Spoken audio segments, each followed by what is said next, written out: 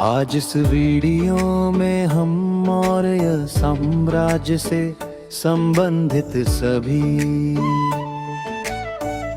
महत्वपूर्ण बिंदुओं को कवर करेंगे, तो चलो शुरू करते हैं। मौर्य साम्राज्य की स्थापना 322 ईसा पूर्व में चंद्रगुप्त मौर्य ने की। चंद्रगुप्त को सत्ता दिलाने में आचार्य चाणक्य की महत्वपूर्ण भूमिका रही थी। मगध मौर्य साम्राज्य की प्रारंभिक राजधानी पाटलिपुत्र थी। चंद्रगुप्त मौर्य ने नंद वंश को पराजित करके साम्राज्य की नींव रखी थी।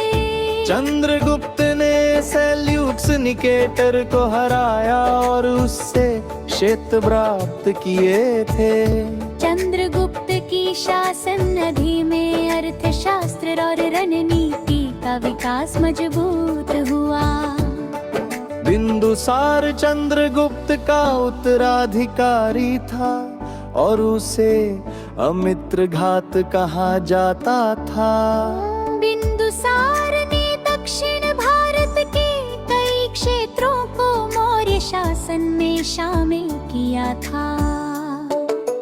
अशोक को बिंदुसार के बाद सिंहासन मिला और उसका राज्य सबसे व्यापक हुआ।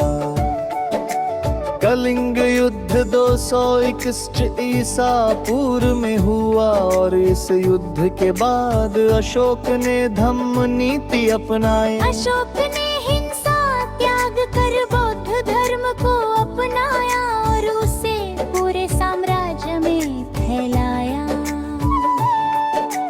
अशोक ने शिलालेख, अभिलेख और स्तंभ बनवाकर अपने संदेश जनता तक पहुंचाए। अशोक के शिलालेख अम्भीर और खरोष्ठी लिपि में लिखे गए थे। अशोक का सिंह स्तंभ आज भारत का राष्ट्रीय प्रतीक है। अशोक ने तीसरी बौद्ध संगीति पाटलिपुत्र में करवाई थी। मौर्य प्रशासन अत्यंत केंद्रीकृत था और राजा सर्वोच्च शक्तिशाली था।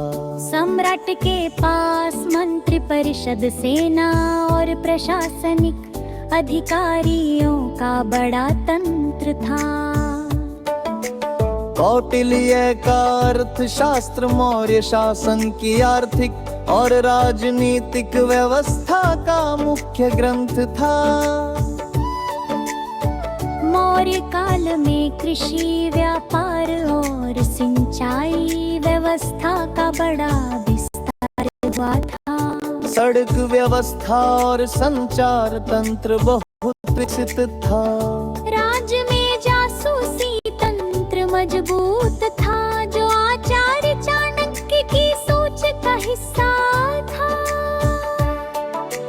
विदेशी यात्रियों में मेगास्थनीज ने मौर्य शासन का विस्तृत वर्णन किया था। मेगास्थनीज ने अपनी पुस्तक इंडिका में मौर्य जीवन शैली का विवरण लिखा। अशोक के बाद मौर्य साम्राज्य धीरे धीरे कमजोर होने लगा। मौर्य साम्राज्य का अंतिम शासक बृहद्रथ मौर्य था। पुष्यमित्र शुंग ने बृहद्रथ की हत्या करके मौर्य साम्राज्य का अंत कर दिया। मौर्य काल भारतीय इतिहास का पहला सबसे बड़ा और संगठित साम्राज्य माना जाता है। दोस्तों, याद रखना ये सभी एग्जाम्स के लिए लाइक और सब्सक्राइब करना ना भूले। धन्यवाद।